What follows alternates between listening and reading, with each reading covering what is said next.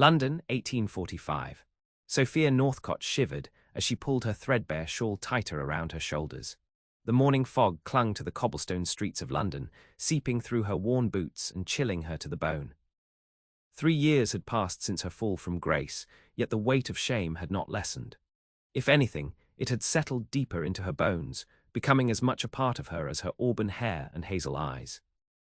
The bell above the seamstress shop door jingled as she entered, the familiar scent of fabric and coal dust greeting her. This small back-alley establishment was the only place that would employ a woman with her reputation, a woman who had once been welcomed into the finest drawing-rooms in London, only to be cast out and branded with the most damning label society could bestow.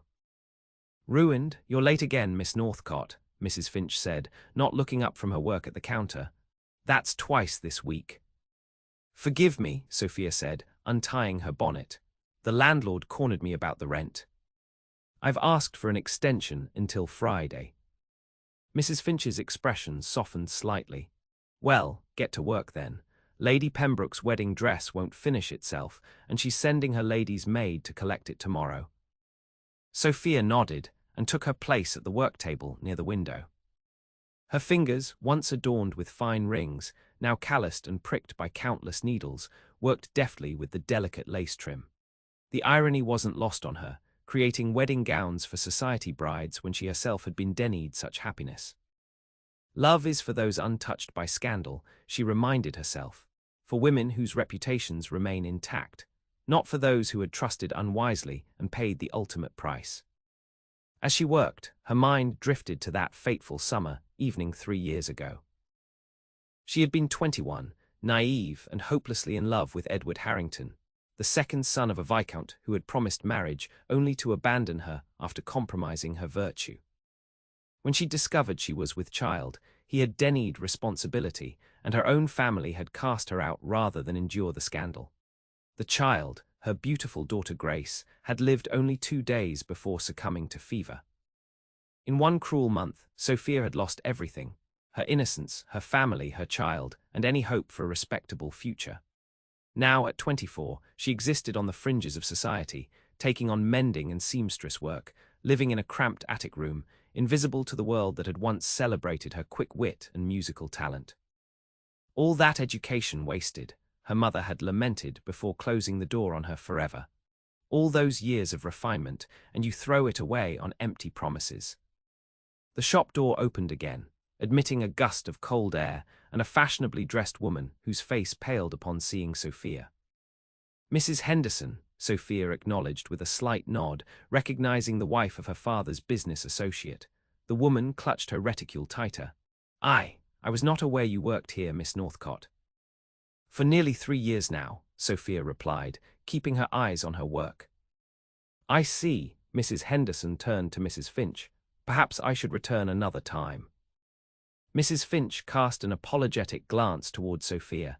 "Miss Northcott can work in the back room if it pleases you, ma'am." "That would be best, Mrs."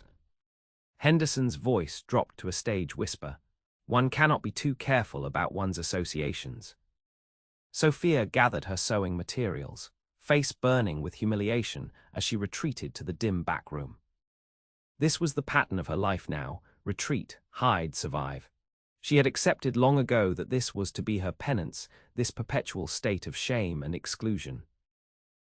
Love, marriage, respect, these were luxuries not afforded to women who had fallen. This belief had become her armor, protecting her from the pain of hope, and until this morning it had served her well enough. 2 weeks later, Sophia hurried through Berkeley Square, a package of completed alterations tucked under her arm. She had volunteered to deliver the finished garments to Mrs. Finch's more prestigious clients, seeing it as an opportunity to escape the stuffy confines of the shop. Though it meant risking encounters with those who once knew her, the early spring air and glimpse of blooming flowers in the square seemed worth the gamble. Lost in thought, she didn't notice the approaching carriage until the horses were nearly upon her. A shout rang out, and Sophia leapt backward, dropping her package as the carriage lurched to a stop. Her heart pounded as she regained her balance, only to watch in horror as the delicate gowns spilled onto the damp street. "Heavens above," she gasped, dropping to her knees to rescue the garments. "No, no, no."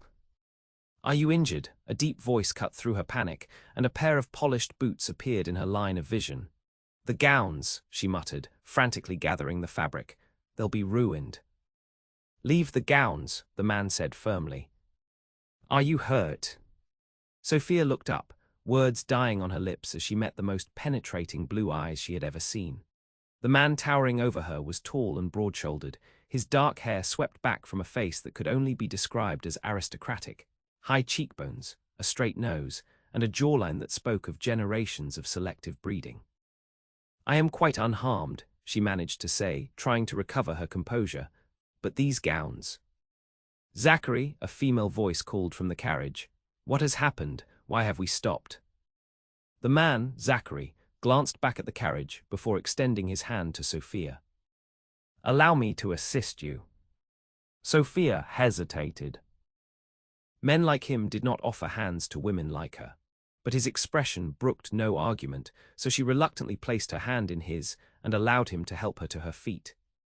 Thank you, sir, she said, quickly withdrawing her hand once she was standing. I apologize for my carelessness. He stooped to collect the package she had dropped, examining the now muddied paper wrapping. I believe the apology should come from my driver. He was taking the corner too quickly. He handed the package to her, his gaze lingering on her face. Have we met before? You seem familiar. Sophia's stomach tightened. This was precisely what she had hoped to avoid, recognition. She shook her head. I don't believe so, sir. Zachary, the carriage door opened, and a woman in an elaborate emerald gown descended. Oh, how dreadful. Is the poor thing injured? Lady Catherine, Zachary said with a note of exasperation. May I present Miss Northcott, Sophia supplied, seeing no point in concealing her identity. Sophia Northcott. Lady Catherine's eyebrows rose almost to her hairline. Northcott, not Thomas Northcott's daughter. Sophia's throat constricted. Yes, my lady. Lady Catherine's expression shifted from curiosity to poorly disguised scandal. I see, she turned to Zachary. We'll be late for Lady Harwick's luncheon, Your Grace. Your Grace, Sophia's eyes widened slightly. She was standing before a duke. She cursed inwardly at her misfortune. Dukes were at the very pinnacle of society, precisely the sort of person who would be most offended by her presence. Of course, Zachary replied, though his eyes remained on Sophia. Miss Northcott, please allow my driver to take you to your destination. It's the least we can do after nearly trampling you. That's hardly necessary, Sophia began, but he cut her off. I insist. Your Grace, Lady Catherine interjected, surely you recall the circumstances. She gave Sophia a pointed look. Understanding dawned in the Duke's eyes, and Sophia felt the familiar burn of humiliation. Of course, Lady Catherine was reminding him of Sophia's disgrace. I am perfectly capable of walking, Sophia said stiffly. Thank you for your concern, Your Grace, Lady Catherine. She curtsied perfunctorily and turned to leave. Miss Northcott, the Duke called after her, your package. Sophia turned back, mortified to realize she had again dropped the gowns in her haste to escape. The Duke held them out to her, and as she reached for them, their fingers brushed. The address, he said quietly. I beg your pardon. Where were you delivering these? I'll have them sent properly, as they appear to have been damaged due to my driver's carelessness. Sophia hesitated, then sighed. Number 16, Grosvenor Street, the Hartwood residence. The Duke nodded. Consider it done. He reached into his pocket and withdrew a card, pressing it into her hand. If you encounter any difficulty regarding the delivery, please contact me. Before she could protest, he had returned to his carriage, assisted Lady Catherine inside, and departed, leaving Sophia standing in the street with a Duke's calling card in her hand and the unsettling feeling that her carefully constructed walls had just developed a crack. Zachary Grantham, the Duke of Westmoreland, found his attention wandering as Lady Harwick prattled on about her daughter's upcoming debut. His thoughts kept returning to the woman in the square, Sophia Northcott. There had been something in her eyes, a combination of pride and resignation that had stirred his curiosity. Don't you agree, Your Grace? Lady Harwick prompted, pulling him from his reverie. Forgive me, he said smoothly. My mind was momentarily elsewhere. Lady Catherine, seated beside him, leaned in. "The Duke has had a most distressing morning encounter," she explained. "We nearly ran down a young woman in Berkeley Square." "How dreadful," Lady Harwick murmured. "Indeed," Lady Catherine continued, lowering her voice conspiratorially. "And you'll never guess who it was, Thomas Northcott's disgraced daughter." Lady Harwick's hand flew to her throat. "Surely not.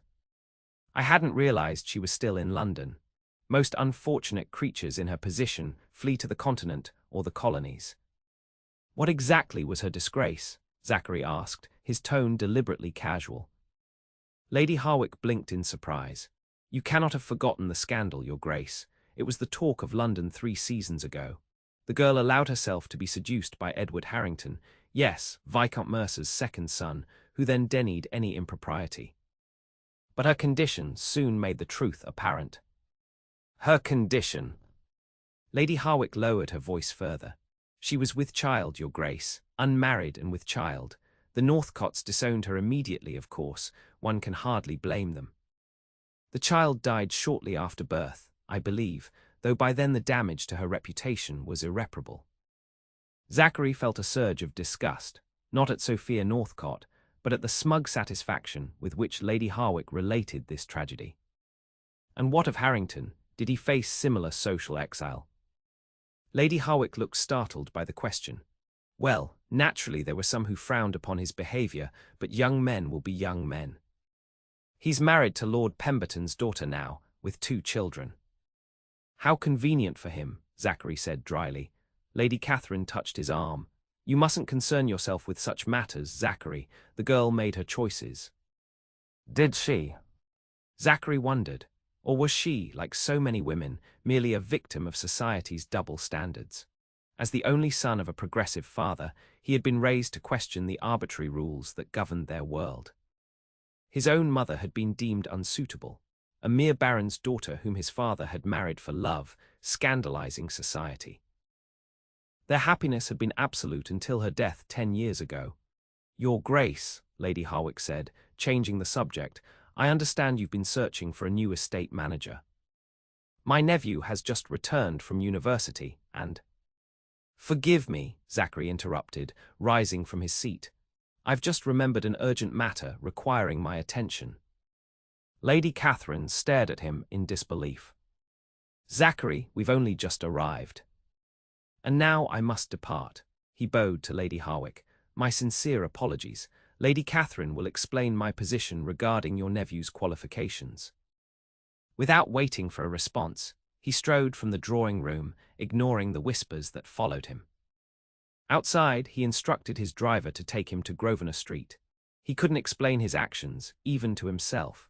All he knew was that the look in Sophia Northcott's eyes, that mixture of defiance and despair, had awakened something in him, a curiosity that demanded satisfaction. As his carriage rattled through London's streets, he wondered what he hoped to accomplish. The woman was ruined by society's standards, cast out and forgotten. Yet he could not forget her face, nor the dignity with which she had held herself despite Lady Catherine's thinly veiled contempt. By the time he reached the Hartwood residence, he had convinced himself that his interest was merely that of a concerned citizen, ensuring that his driver's carelessness hadn't caused lasting damage. But as the butler admitted him to the drawing-room, he acknowledged the truth. He wanted to see her again. "Your Grace," Lady Hartwood greeted him, clearly flustered by his unexpected appearance. "What an honor. Had I known you were calling, I would have." "This is not a social call, Lady Hartwood," he interrupted. "I'm here regarding a delivery, some gowns that were to be brought to your house today." Lady Hartwood looked bewildered. "My gowns?" "They were delivered not 30 minutes ago, by a young woman from Mrs. Finch's shop." Zachary felt a curious mixture of disappointment and relief. "I see. There was a small incident this morning. My carriage nearly collided with the young woman delivering them. I wanted to ensure they arrived in satisfactory condition." "How thoughtful," Lady Hartwood said, though her expression suggested she found his concern peculiar. The gowns were somewhat soiled, but the girl explained what happened. "Mrs. Finch has promised to make amends." The girl, Miss Northcott, Did she mention where she was going afterward? Lady Hartwood's eyebrows rose. Your Grace, I hardly think. It's a matter of some importance, he insisted. After a moment's hesitation, Lady Hartwood replied. She mentioned returning to Mrs. Finch's shop on Bond Street. Zachary nodded, already turning to leave. Thank you, Lady Hartwood. I apologize for the intrusion. Back in his carriage, he gave the driver the new destination, ignoring the voice of reason telling him to return to his duties. The Duke of Westmoreland did not chase after ruined seamstresses. Yet here he was, doing precisely that. Mrs. Finch's shop was modest but respectable, situated among other establishments catering to the upper classes. As Zachary entered, a bell above the door announced his arrival, causing the middle-aged woman at the counter to look up. Your Grace, she said, dropping into a deep curtsy when she recognized him. What an unexpected honor. How may I serve you? I'm looking for Miss Northcott, he said without preamble. Mrs. Finch's expression became guarded. Miss Northcott, may I inquire as to the nature of your business with her? That's between Miss Northcott and myself. Mrs. Finch hesitated, clearly torn between deferring to his rank and protecting her employee. I'm afraid she's not here at present, Your Grace. She's making deliveries and isn't expected back until late afternoon. Zachary frowned, suspecting the woman was lying. I see. When she returns, please inform her that the Duke of Westmoreland wishes to speak with her. I'll call again tomorrow. As you wish, Your Grace.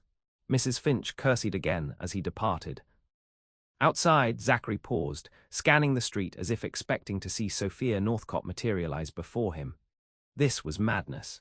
He had responsibilities, a dukedom to manage, social obligations to fulfill. He couldn't waste time pursuing a woman who, by all accounts, wanted nothing to do with him or his kind. And yet, as he climbed back into his carriage, he found himself saying, drive around the block, then pass by again. Slowly. On the second pass, his persistence was rewarded. There, slipping out from an alley beside the shop, was Sophia Northcott, her distinctive auburn hair visible beneath her bonnet. Stop the carriage, he commanded, and before his driver could fully comply, he had opened the door and stepped out. Miss Northcott. She froze, then turned, her expression transforming from surprise to wariness when she saw him. Your Grace. What are you doing here? Looking for you, as it happens. He approached her, aware of the curious glances from passers-by. Mrs. Finch seemed to think you were out on deliveries. She was protecting me, Sophia said frankly. When a duke comes calling on a seamstress, it rarely bodes well for her reputation. Your candor is refreshing, he remarked. When one has no reputation left to lose, candor becomes less of a risk, she replied, then immediately looked as if she regretted her words. Forgive me, that was impertinent. On the contrary, it was honest. He gestured to a nearby tea shop. Would you allow me to buy you tea? I'd like to speak with you. Sophia glanced around, clearly uncomfortable. Your Grace, people are staring. Let them stare. I'm merely having tea with a lady I nearly ran down this morning. Surely even London society would find that acceptable. A flicker of amusement crossed her face. You underestimate London society's capacity for scandal, Your Grace. Zachary, he said impulsively. My name is Zachary. Her eyes widened. I couldn't possibly. Not in public, he conceded. But perhaps in your thoughts. For a moment she simply stared at him, as if trying to decipher an incomprehensible puzzle. Then, to his surprise, she nodded. Very well. Tea it is, though I must return to work afterward. The tea shop was modest but clean, with small tables that afforded some privacy. Once they were seated and had placed their order, an awkward silence fell between them. Why did you seek me out? Sophia finally asked. If it's about the gowns, Lady Hartwood has already. It's not about the gowns, he interrupted, though I did check on them. Then what is it about? Zachary hesitated. How could he explain what he didn't understand himself? Curiosity, perhaps. You intrigued me. Intrigued you? She laughed, a short, disbelieving sound. Your Grace. Zachary, he reminded her. Your Grace, she repeated firmly. I am a fallen woman working as a seamstress to avoid starvation. There is nothing intriguing about my situation." "I disagree," he leaned forward. "Most women in your position would have fled London, changed their name, hidden away. Yet here you are, walking the same streets as those who condemned you, holding your head high despite their judgment." The waitress arrived with their tea, interrupting the conversation. When she had gone, Sophia spoke again, her voice lower. "It wasn't courage that kept me in London, Your Grace. It was practicality. I had nowhere else to go, no money for travel, no relatives willing to take me in. Mrs. Finch offered me work because she knew my mother and pitied me. That's all. And yet you've survived, built a life for yourself." "A half-life," she corrected. "Existing on the edges of society, invisible except when someone needs to feel superior by reminding me of my place." She took a sip of her tea. "But you haven't answered my question. Why are you really here?" Zachary considered the woman before him. Her direct gaze, the stubborn set of her chin, the lingering elegance in her posture that spoke of her genteel upbringing. "I want to help you." Her teacup clattered against its saucer. "Help me? In what way?" "I'm not entirely sure," he admitted. "But I have influence, resources. Perhaps I could speak to your family, arrange a reconciliation." "No," the word was sharp, definitive. "I have no desire to reconcile with people who could discard their daughter so easily. And I certainly don't need a duke's charity." "Not charity," he said quickly. "An opportunity, perhaps." "What kind of opportunity could you possibly offer that wouldn't be seen as charity, or worse?" Her eyes narrowed. "If you're suggesting what I think you are." "Good God, no," Zachary exclaimed, drawing curious glances from nearby tables. He lowered his voice. "I would never insult you in such a manner. I meant perhaps a position at one of my estates, as a housekeeper or companion to my aunt, something respectable, away from London's gossips." Sophia studied him for a long moment. "Why, you don't know me, you owe me nothing." "Because it's the right thing to do," he said simply, "and because I find myself interested in your welfare." "Interested," she repeated, as if testing the word. "Your Grace, in my experience, men of your rank don't become interested in women like me without expecting something in return." "Then perhaps your experience has been limited to the wrong sort of men." A shadow crossed her face. "That much is certainly true." Zachary reached across the table, his hand stopping just short of hers. "Miss Northcott, Sophia, I am not Edward Harrington." She jerked back as if burned. "How do you know about him?" "Lady Harwick was kind enough to share the details of your situation." Sophia's face flushed. Of course she was. She stood abruptly. "Thank you for the tea, Your Grace, but I must return to work." "Sophia, please." "No," her voice trembled slightly. "I don't know what game you're playing, but I want no part of it. I've learned my lesson about trusting aristocrats with smooth words and grand promises." Before he could respond, she had placed a coin on the table for her tea and swept out of the shop, leaving him staring after her, aware that he had badly mishandled the situation. But as he watched her hurry down the street, head held high despite her obvious distress, Zachary Grantham, the Duke of Westmoreland, made a decision. This would not be their last meeting. Somehow he would earn Sophia Northcott's trust, and perhaps in the process discover why she had so thoroughly captured his interest. For 3 days following her encounter with the Duke of Westmoreland, Sophia found herself watching the shop door with a mixture of dread and anticipation. Each time the bell chimed, her heart leapt, only to settle back into its steady rhythm when the customer proved to be someone else. By the 4th day, she had convinced herself he would not return. Men of his station were fickle, their interests fleeting. Whatever strange fascination had compelled him to seek her out had likely been supplanted by more appropriate diversions. This realization brought both relief and a curious, unwelcome disappointment. She had grown accustomed to the dull predictability of her life: wake, work, sleep, repeat. The Duke's appearance had been like a sudden gust of wind through a stuffy room, disruptive yet oddly refreshing. "Miss Northcott," Mrs. Finch called from the front of the shop. "Could you come here, please?" Sophia set aside the bodice she was embellishing and made her way to the counter, where Mrs. Finch was speaking with a livery-clad footman. "This young man has a delivery for you," Mrs. Finch said, her expression a mixture of curiosity and concern. The footman bowed slightly and presented Sophia with a small package wrapped in fine paper, with the compliments of His Grace, the Duke of Westmoreland. Sophia stared at the package, reluctant to accept it. "There must be some mistake." "No mistake, miss," the footman insisted. His Grace was most specific. "This is for Miss Sophia Northcott, currently employed at Mrs. Finch's establishment on Bond Street." With no graceful way to refuse, Sophia took the package. "Thank you," she said stiffly. The footman nodded and departed, leaving Sophia under Mrs. Finch's questioning gaze. "I think you'd better explain, Miss Northcott," Mrs. Finch said once they were alone. "Why is the Duke of Westmoreland sending you packages?" Sophia sighed.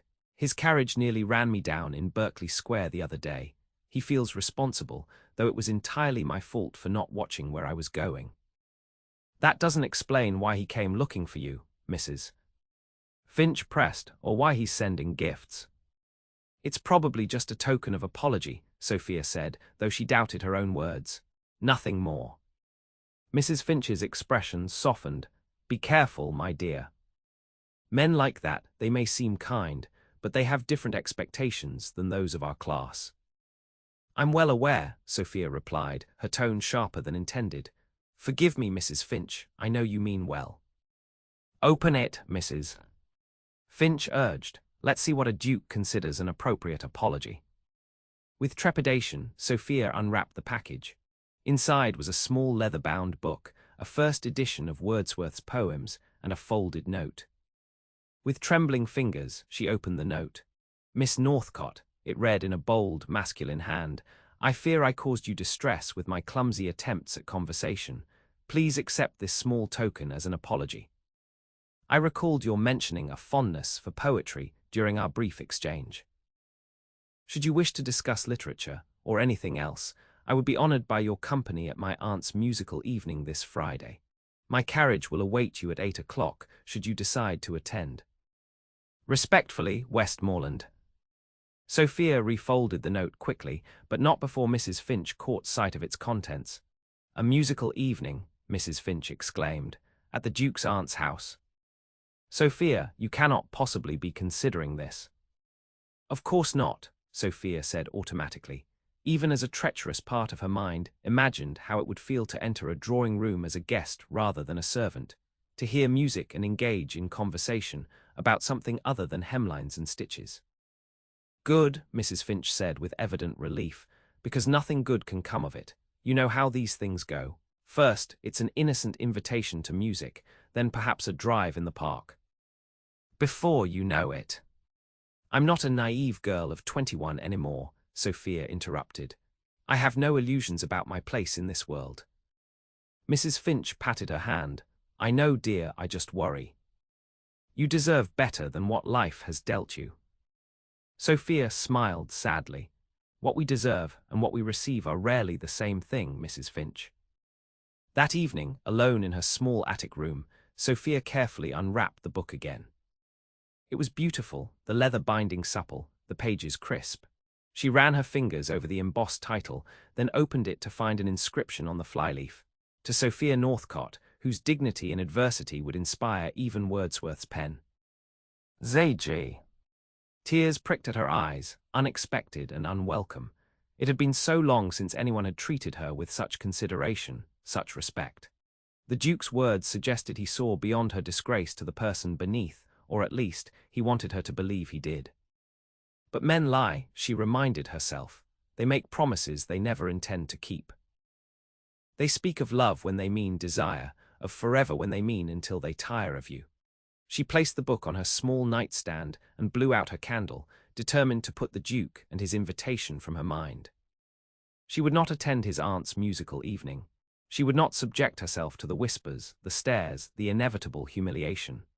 Yet as she drifted into sleep, her thoughts returned to his blue eyes, so direct and honest, and to the way he had said her name, Sophia, as if it were a privilege to speak it. Friday evening found Sophia pacing her small room, glancing occasionally at the gown laid out on her bed. It was her best dress, a deep blue silk that had once been her mother's, altered to fit her slimmer frame. She had kept it all these years, wearing it only for special occasions, of which there had been precious few. "This is madness," she muttered to herself, "complete madness." And yet she couldn't deny the longing that had grown within her over the past days, not for the Duke himself, she insisted, but for what his invitation represented. A brief respite from her exile, a few hours in which she might remember what it was to be seen as more than a cautionary tale. At 7:30, she made her decision. She would go, but only to return the book and decline any future invitations in person. It was the proper thing to do, she told herself, ignoring the flutter of excitement in her stomach as she dressed. The gown still fit perfectly, the rich fabric a stark contrast to the humble garments she typically wore. She pinned her hair in a simple but elegant style and added her mother's pearl earrings, the only pieces of jewelry she hadn't been forced to sell. At precisely 8 o'clock, she descended the narrow stairs of her lodging house to find a sleek black carriage waiting outside, the Duke's crest emblazoned on the door. The sight of it, so clearly announcing its owner's identity to anyone who cared to look, nearly made her turn back. But before she could retreat, the footman had spotted her and was holding the door open with a respectful bow. "Miss Northcott," he said, "His Grace sends his compliments." Taking a deep breath, Sophia entered the carriage, clutching the book like a shield. The interior was luxurious, velvet seats and polished wood paneling, a stark reminder of the world from which she had been cast out. As the carriage pulled away, she closed her eyes, steeling herself for what lay ahead. She would thank the Duke for his kindness, return his gift, and make it clear that she could not accept his attentions. Then she would return to her attic room and her life of invisibility. The journey was short, ending at an elegant townhouse in one of London's most fashionable squares. Lights blazed from every window, and the sounds of conversation and laughter drifted into the night air. Sophia's courage nearly failed her at the sight, but the footman was already helping her descend. "This way, miss," he said, leading her to the front entrance. Inside, a butler took her threadbare cloak, his expression carefully neutral despite the garment's obvious shabbiness. "Miss Northcott," he announced, leading her toward the drawing-room. The room fell silent as she entered, dozens of pairs of eyes turning to assess the newcomer. Sophia felt the blood rush to her face as recognition dawned on several countenances, followed by the inevitable whispers behind gloved hands. Then suddenly he was there, striding across the room to greet her, his face illuminated by a smile that seemed genuinely pleased. "Miss Northcott," the Duke of Westmoreland said, taking her hand and bowing over it. "You honor us with your presence." Up close, he was even more imposing than she remembered, tall and broad-shouldered, his evening attire accentuating his athletic frame. His dark hair was neatly combed, though a rebellious lock fell across his forehead, giving him a boyish quality at odds with his ducal bearing. "Your Grace," she replied, her voice steadier than she felt. "I came to thank you for the book and to return it." She held out the volume, aware of the attention their exchange was drawing. A flicker of disappointment crossed his features. "You didn't care for it." "On the contrary, it was a most thoughtful gift, but I cannot accept it." "Cannot or will not?" he asked quietly. Before she could answer, an elegant older woman approached them, her assessing gaze moving from the Duke to Sophia. "Zachary, my dear," she said, "won't you introduce me to your guest?" The Duke turned, his hand still holding Sophia's. "Aunt Lillian, may I present Miss Sophia Northcott?" "Miss Northcott, my aunt, Lady Lillian Grantham."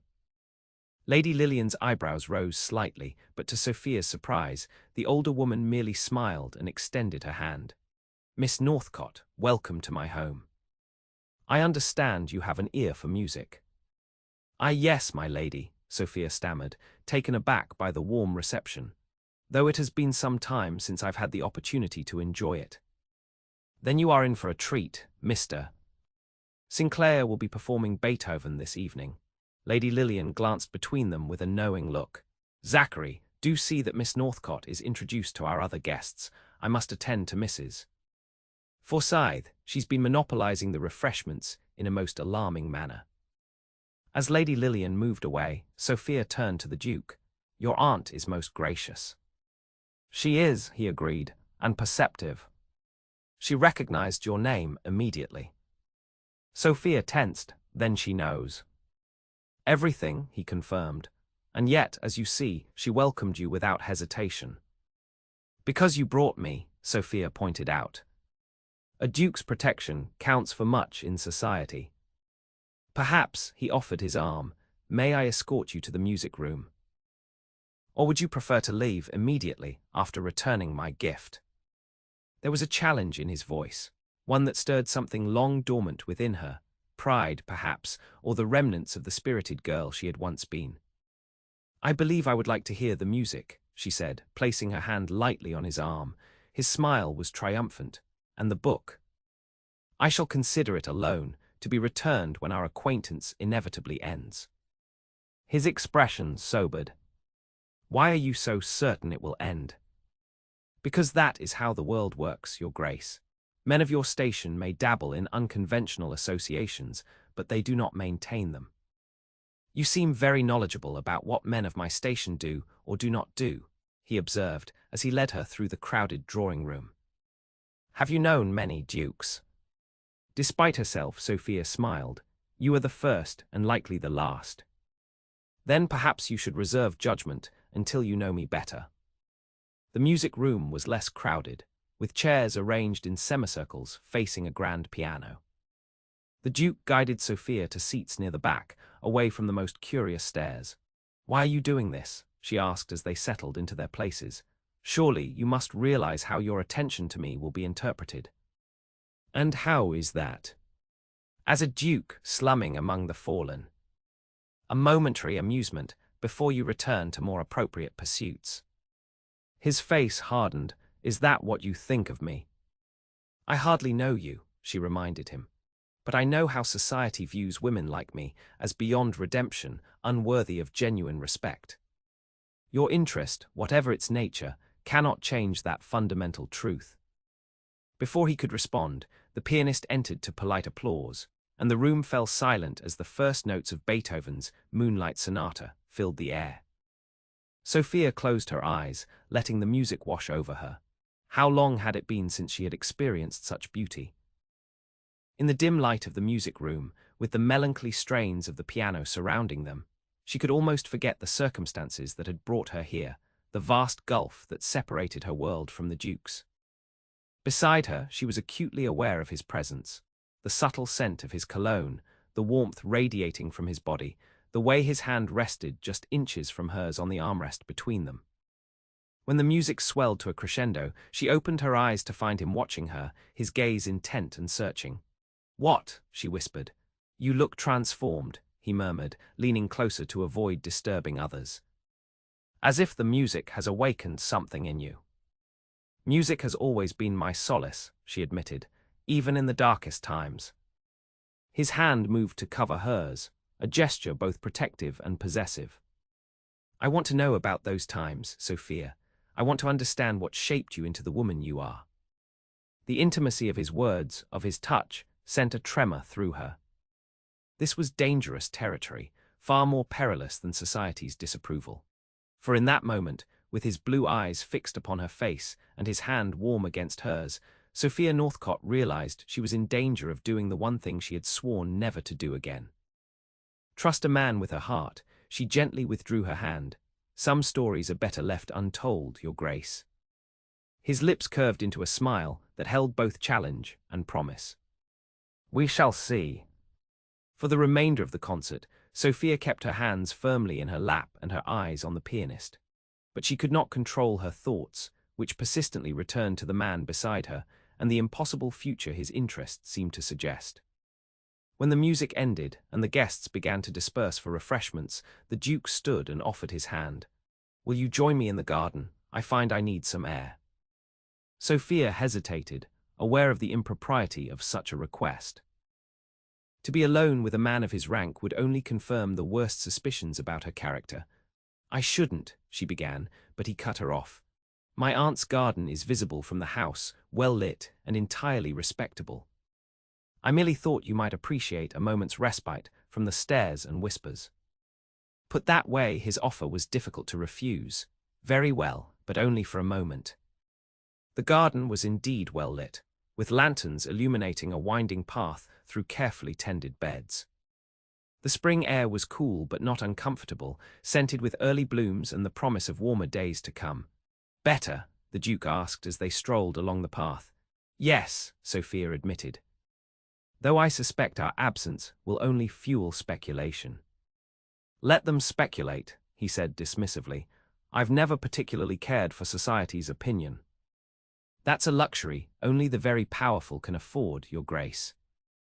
Zachary, he corrected. Please, when we're alone at least, call me Zachary. Sophia shook her head. I don't think that would be wise. Why not? Are you afraid that using my given name might make me human in your eyes, rather than merely a duke? The directness of his question startled her. Perhaps I'm afraid that forgetting you're a duke might lead me to expectations that can only end in disappointment. He stopped walking, turning to face her fully. In the soft lantern light, his expression was earnest, almost vulnerable. What if I told you that I have no intention of disappointing you? I would say that intentions, however noble, often fall victim to reality, she replied softly. A duke and a ruined woman can have no future that doesn't end in heartbreak, for her, if not for him. You speak as if these roles, duke, ruined woman, are the sum total of who we are, he said, frustration evident in his voice. But they're not. They're circumstances, Sophia. They don't define us. Perhaps not for you, she countered. But for me, that circumstance has determined every aspect of my life for the past 3 years. It's naive to pretend otherwise. He took a step closer, close enough that she could see the flecks of darker blue in his eyes. Then let me change your circumstances. Sophia's heart stuttered. What are you suggesting? I don't know yet, he admitted, running a hand through his hair in a gesture that seemed at odds with his usual composure. But I know that I want to see you again, to know you better, to understand why, from the moment I saw you in Berkeley Square, I haven't been able to get you out of my mind. His words, spoken with such raw honesty, threatened to breach the walls she had so carefully constructed around her heart.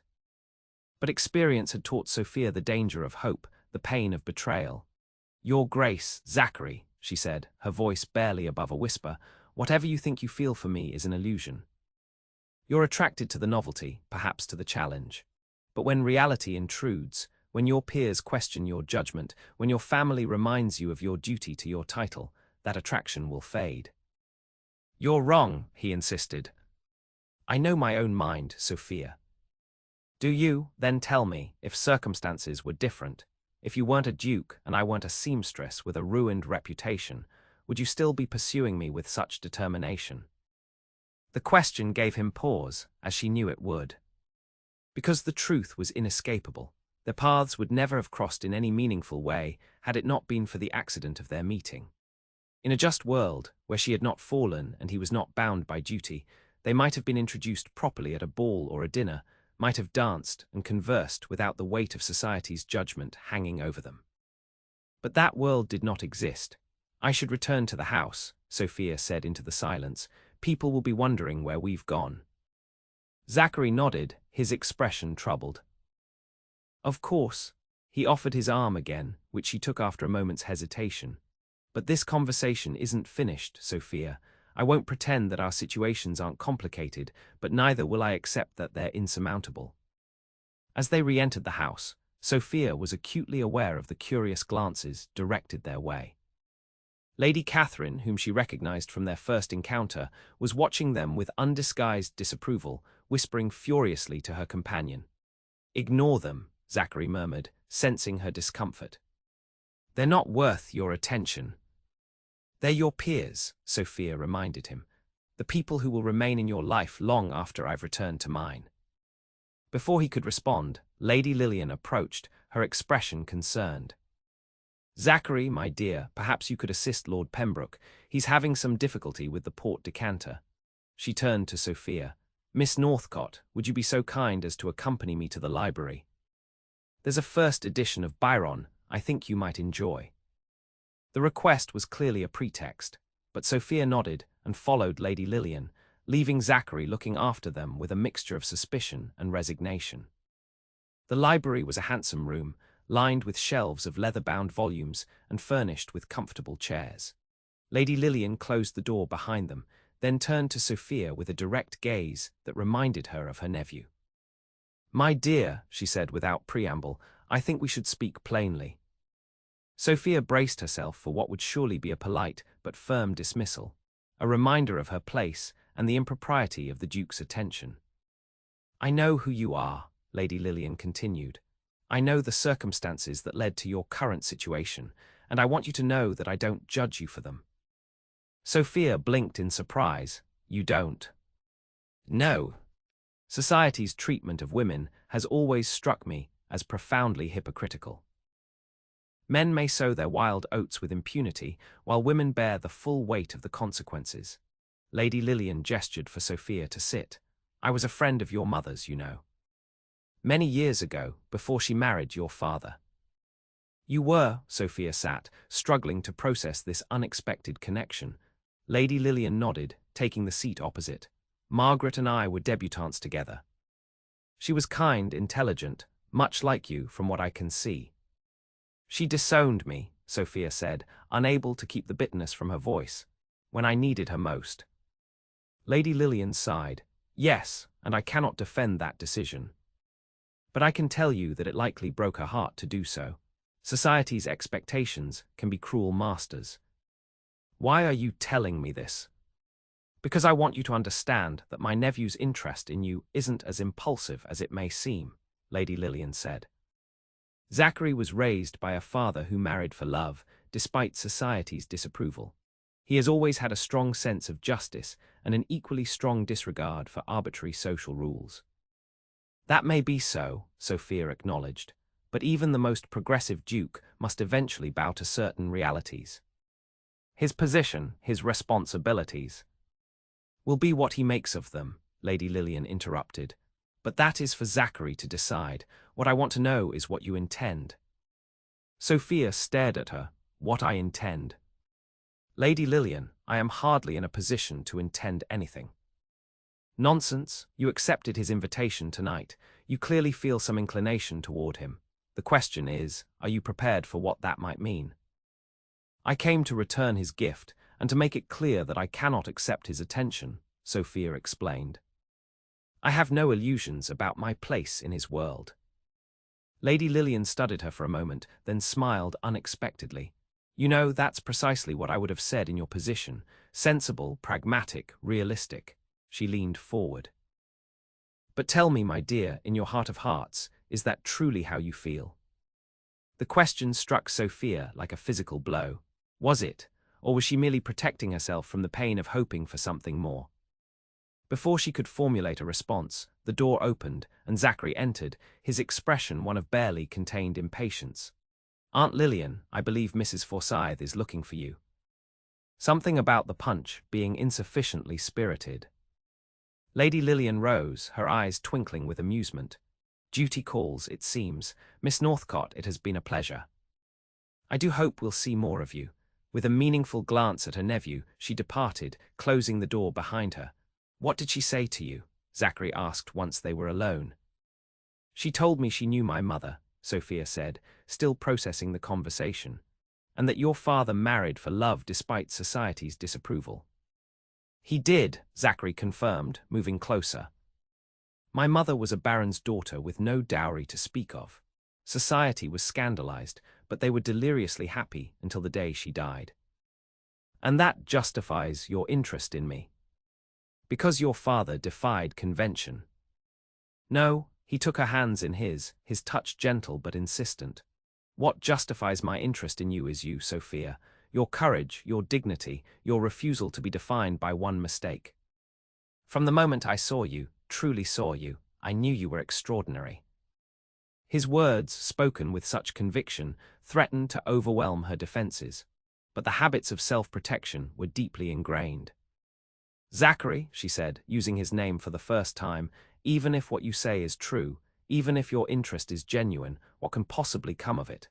You need a duchess, not a—" Don't, he cut her off, his voice sharp. Don't reduce yourself to a label. You are Sophia Northcott. Whatever happened in your past doesn't change who you are or what you're capable of becoming. The world doesn't share your view.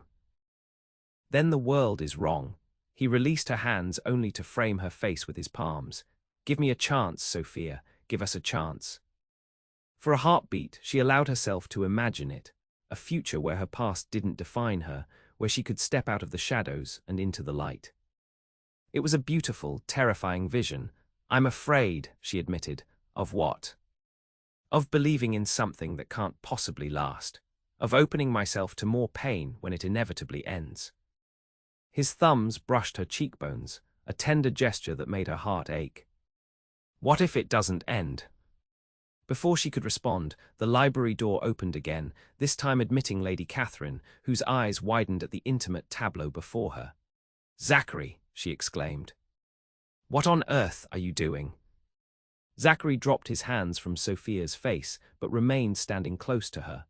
Having a private conversation, Catherine, which you have now interrupted.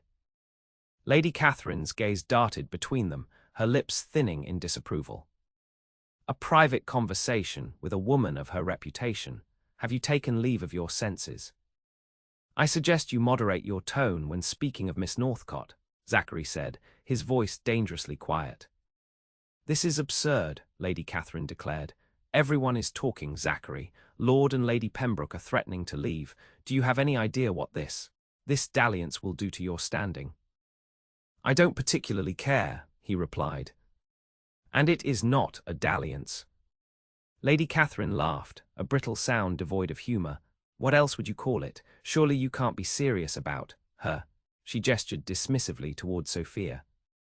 I have never been more serious about anything in my life, Zachary said, with quiet intensity, and I would advise you to remember that you are addressing a guest in my aunt's home. Lady Catherine's face flushed with anger. A guest. She is a fallen woman, a seamstress. Her presence here is an insult to every respectable person in attendance. Sophia, who had remained silent during this exchange, finally spoke.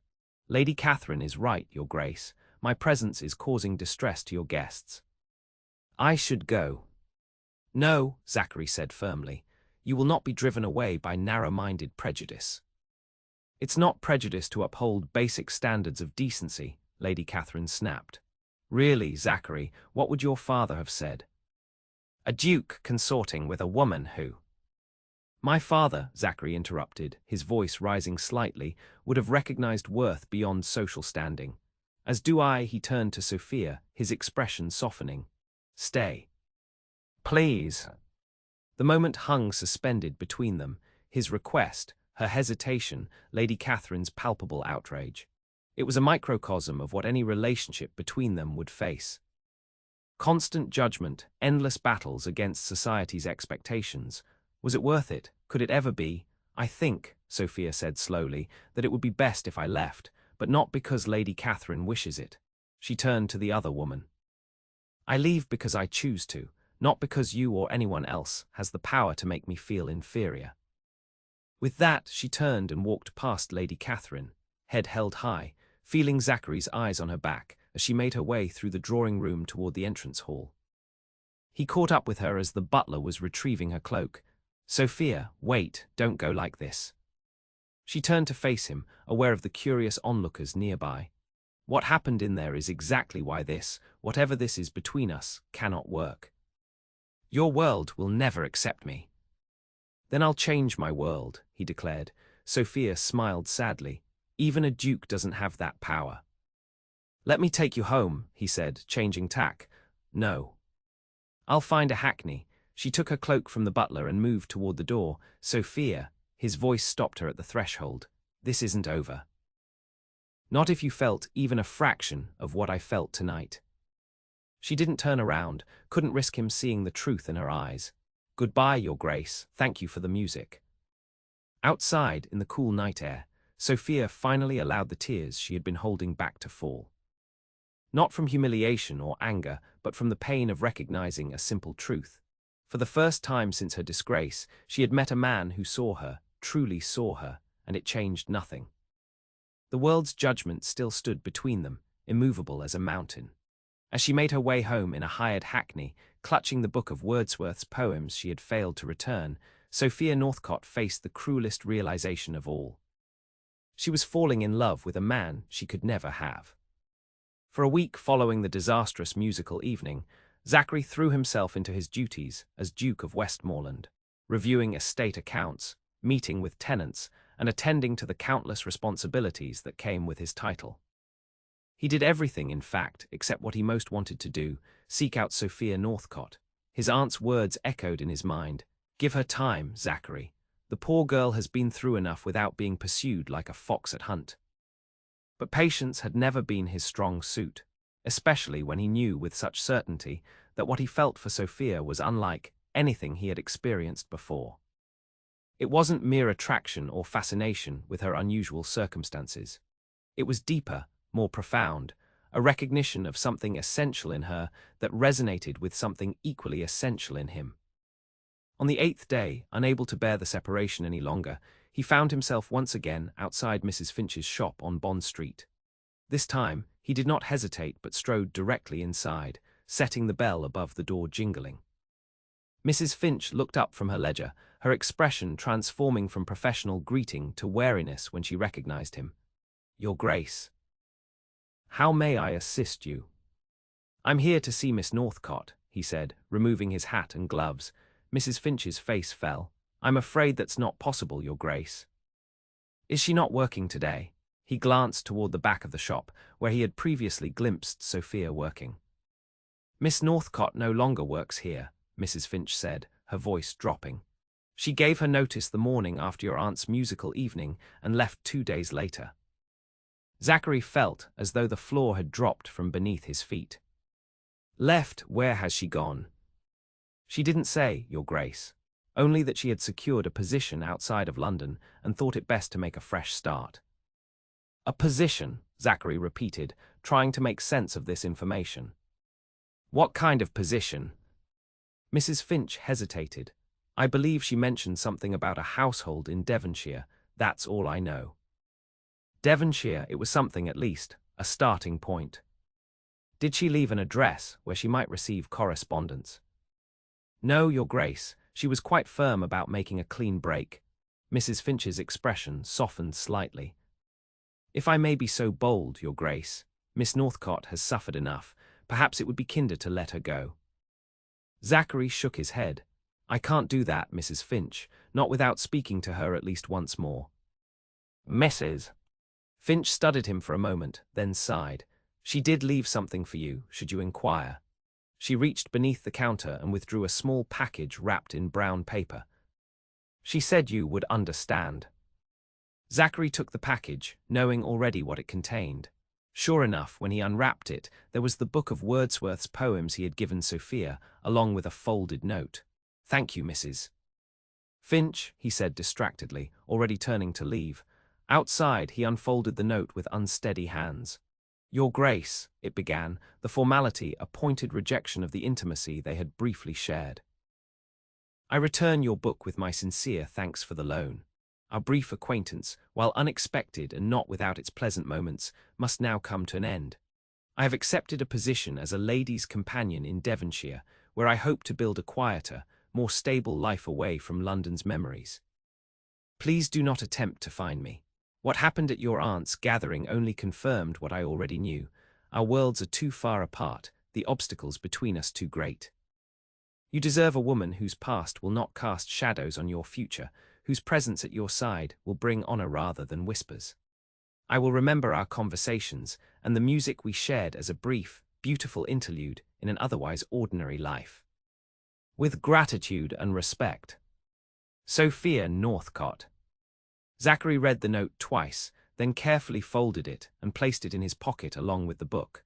The formal tone, the careful distance she had placed between them, it was all so contrary to what he had seen in her eyes that night in the library.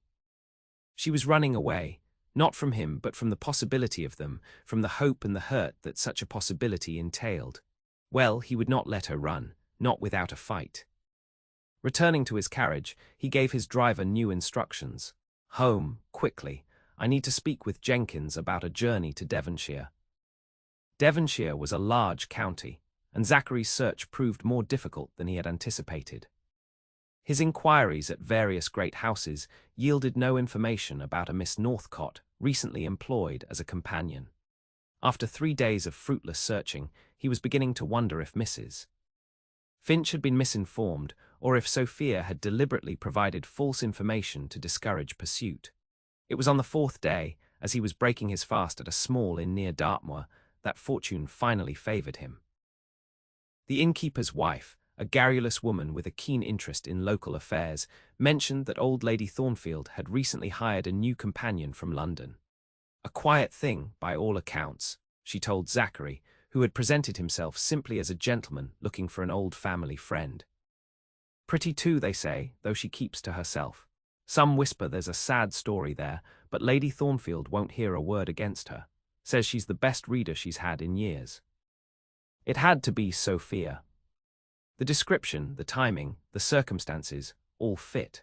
Thornfield Manor proved to be a modest estate some 5 miles from the inn, its Georgian facade weathered but dignified. As Zachary approached the entrance, he wondered what reception he would receive, not from Sophia, whose response he could well imagine, but from her employer. The elderly butler who answered the door regarded him with appropriate deference when he presented his card. "I'll inquire if Lady Thornfield is receiving visitors, Your Grace," he said, ushering Zachary into a small sitting room. Lady Thornfield, it transpired, was not only receiving but was quite excited by the prospect of a ducal visitor. Within minutes, Zachary found himself in a comfortable drawing-room, facing a diminutive woman whose white hair and wrinkled face belied the sharp intelligence in her eyes. "Your Grace," she said, extending a bony hand. "What an unexpected pleasure. I don't believe we've had the honour of meeting before." "No, Lady Thornfield," Zachary agreed, taking her hand, "but I've heard much of your hospitality and your excellent taste in companions." Lady Thornfield's eyebrows rose. "Indeed, and which of my companions has caught your Grace's interest?" There was no point in prevarication. "Miss Sophia Northcott. I believe she entered your employ recently." "Ah," Lady Thornfield settled back in her chair. "Yes, Miss Northcott joined my household a week ago, a most accomplished young woman. She reads beautifully and has a natural gift for conversation." "That doesn't surprise me," Zachary said. "I had the pleasure of making her acquaintance in London." "Did you?" Lady Thornfield's gaze sharpened. "How interesting." Miss Northcott mentioned that she had few connections in town. "Ours was a brief but significant acquaintance," Zachary said carefully. "I had hoped to speak with her before she left London, but she departed rather suddenly." Lady Thornfield studied him for a long moment. "Your Grace, I may be old, but I am not without perception. There are few reasons why a duke would travel all the way to Devonshire to seek out a lady's companion. May I ask what your intentions are regarding Miss Northcott?" The directness of the question caught Zachary off guard, but he found himself responding with equal candour.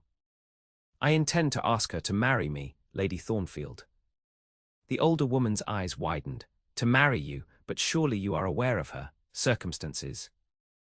"I am aware that Miss Northcott has suffered greatly due to society's hypocrisy and her own family's cruelty," Zachary said firmly. "I am also aware that she possesses more dignity, intelligence, and true worth than most of the so-called respectable women of my acquaintance." Lady Thornfield's expression softened. "Well said, Your Grace. But have you considered what such a match would mean for your position? The ton can be merciless." "I have never particularly valued the ton's opinion," Zachary replied, "and I find I value it even less when set against the prospect of a life without Sophia." "How refreshing," Lady Thornfield declared with sudden enthusiasm. "A young man who values character above convention. You remind me of my late husband. He too had a stubborn streak when it came to matters of the heart." She pulled the bell rope beside her chair. "I shall have Miss Northcott join us. Though I warn you, she may not be as receptive to your suit as you hope." "I'm prepared for that possibility," Zachary said, though his stomach tightened at the prospect of Sophia's rejection. When the butler appeared, Lady Thornfield instructed him to fetch Miss Northcott from the library. Tell her we have a visitor from London, she added with a conspiratorial smile at Zachary. The minutes that followed seemed interminable. Zachary found himself standing, then sitting, then standing again, straightening his coat and running a hand through his hair in a manner most unsuited to his ducal dignity. When the door finally opened, the sight of Sophia stole his breath. She was dressed simply in a grey gown with white collar and cuffs, her auburn hair pulled back in a modest style.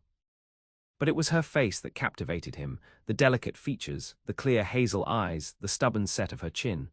She looked well, he thought, rested, perhaps even content, until she saw him. "Your Grace," she gasped, stopping just inside the doorway. "What are you doing here?" "Miss Northcott," he replied, inclining his head. "I believe you received my book." Lady Thornfield looked between them with evident amusement. "I see you do know each other. How delightful. Miss Northcott, His Grace has travelled all the way from London to speak with you. I think perhaps you should hear what he has to say." Sophia's expression was one of barely contained panic.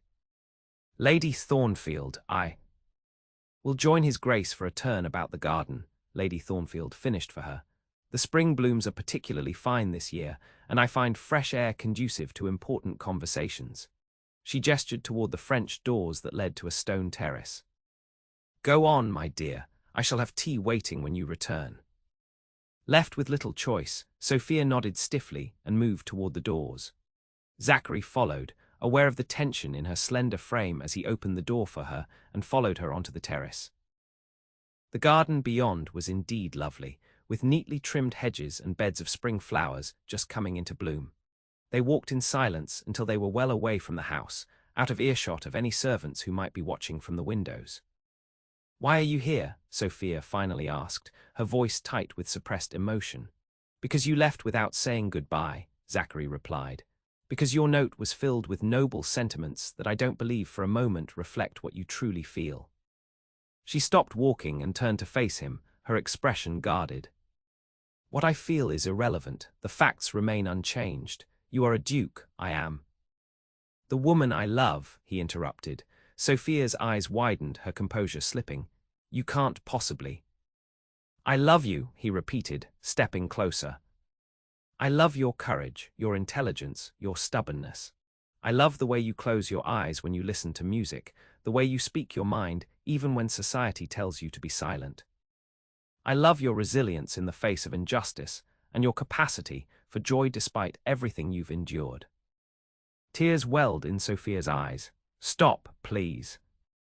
"I can't," Zachary said, taking her hands in his. "Not until you admit that you feel something for me too." "Of course I feel something," she whispered. "How could I not? You saw me when everyone else looked away. You treated me with respect when others offered only contempt. You made me remember what it was to be valued, to be seen as more than my mistakes." Hope surged in Zachary's chest. Then why run away? Why hide yourself in Devonshire? Sophia pulled her hands free and turned away, arms wrapped around herself as if for protection. "Because I couldn't bear to watch it end, to see your interest fade as the novelty wore off and reality set in, to endure the whispers and stares, knowing they would eventually influence you, change how you saw me. You have so little faith in my constancy." "I have little faith in a world that has shown me nothing but cruelty since my disgrace," she corrected, facing him again. "A world that would never accept a duchess with my history." "Then we'll create our own world," Zachary said simply. "One where the past matters less than the present, where love outweighs scandal, where happiness is valued above propriety." Sophia shook her head, but there was a softening in her expression, a wavering in her resolve. "It's a beautiful dream, but—" "Not a dream," he insisted. "A choice, my choice, and yours if you'll make it." He reached into his pocket and withdrew a small box. "I had this made before I left London. I've been carrying it with me for days, waiting for the moment when I could finally ask you the question I've been wanting to ask since that night in my aunt's library." Sophia's gaze fixed on the box, her breath catching. "Zachary, you can't." "I can," he said firmly. "I can and I will." He opened the box to reveal a ring, not an ostentatious family heirloom, but a simple yet elegant design of sapphires surrounding a central diamond. "Sophia Northcott, will you do me the very great honor of becoming my wife?" The garden fell silent, save for the distant call of birds and the gentle rustling of leaves in the spring breeze. Sophia stared at the ring, then at his face, her expression a battlefield of conflicting emotions. "Your family," she began weakly. "My aunt already adores you," he countered. "The rest will follow her lead, or keep their opinions to themselves. Society can go hang." A reluctant smile tugged at her lips. "You make it sound so simple." "It is simple," he said, taking her hand and placing the open ring box in her palm. "Do you love me?" Sophia looked down at the ring, then back at him, her eyes shining with unshed tears. "Yes," she whispered. "God help me, I do." "Then nothing else matters," Zachary said, his heart soaring at her admission. "The rest are just details to be managed, obstacles to be overcome, together." Sophia closed her eyes, a single tear tracking down her cheek. When she opened them again, there was a new resolve in their hazel depths. "If we do this, there will be talk, scandal, your position will be strengthened by having a wife of intelligence, compassion, and character," he finished for her. "The ton's opinion matters far less than you imagine, Sophia. What matters is that I cannot envision my future without you in it." He took the ring from the box and held it poised at the tip of her finger. "So I ask again, Sophia Northcott, will you marry me?" For a breathless moment, she hesitated. Then with a smile that transformed her face, she nodded. "Yes," she said, her voice stronger now. "Yes, I will marry you, Zachary Grantham, though I suspect we're both mad to attempt it." Zachary slipped the ring onto her finger, then pulled her into his arms. "The best kind of madness," he murmured, before lowering his lips to hers in a kiss that sealed their promise. A kiss that spoke of new beginnings, of courage rewarded, of love that defied convention and conquered doubt. When they finally broke apart, both breathless and laughing, Sophia looked down at the ring on her finger with wonder. "I still can't believe this is happening, that you would choose me knowing everything." "I choose you because of everything," Zachary corrected. "Your past has shaped you, but it doesn't define you, just as my title shapes but doesn't define me." He brushed a strand of hair from her face. "We are more than our circumstances, Sophia. We always have been." She leaned into his touch, her smile softening. "When did you become so wise?" "The moment I saw you in Berkeley Square," he replied. "The moment I looked into your eyes and recognized a spirit that matched my own." From the terrace came Lady Thornfield's voice, calling them back for tea. Sophia laughed, a free, joyous sound that Zachary realized he had never heard from her before. "Shall we tell her the news?" "I suspect she already knows," Zachary said, offering his arm. "She strikes me as a woman who recognizes true love when she sees it." As they walked back toward the house, arm in arm, Sophia's ring catching the spring sunlight, Zachary felt a profound sense of rightness. There would be battles ahead, certainly, society's disapproval to weather, prejudices to overcome. But with Sophia by his side, he knew they would face them together, their love stronger than any obstacle the world might place in their path. For Sophia Northcott, once outcast and shunned, had found not only a husband but a champion. A man who saw beyond her disgrace to the woman beneath, who valued her not despite her past, but as the sum of all her experiences, both joyful and painful. And in Zachary Grantham, Duke of Westmoreland, she had found the courage to believe in second chances, to trust that love could indeed heal even the deepest wounds, and that some hearts, once joined, were destined never to be parted. When they reached the terrace, Lady Thornfield took one look at their linked hands, at the ring sparkling on Sophia's finger, and smiled with satisfaction. "Well," she said, "it seems congratulations are in order. And perhaps a celebration." She gestured to the waiting tea tray, upon which stood not only the expected pot and cups, but a bottle of her finest champagne. "I took the liberty of being optimistic." Zachary laughed and placed his arm around Sophia's waist, drawing her close to his side. "Lady Thornfield, I believe this is the beginning of a beautiful friendship." "Indeed," the older woman agreed, her eyes twinkling as she observed the couple before her. and an even more beautiful marriage, I suspect. As Zachary looked down at Sophia, at the love and trust now shining in her eyes where once there had been only doubt and fear, he knew with absolute certainty that Lady Thornfield was right. Their marriage would be beautiful, not despite the obstacles they had overcome, but because of them, forged in the fire of adversity and tempered by the strength of their love. For in the end, it was not titles or social standing that defined a person's worth, but the courage to love and be loved, to stand firm against injustice, and to recognize the extraordinary in the midst of the ordinary. And in these things, Sophia Northcott, soon to be Duchess of Westmoreland, had proven herself the richest woman in England.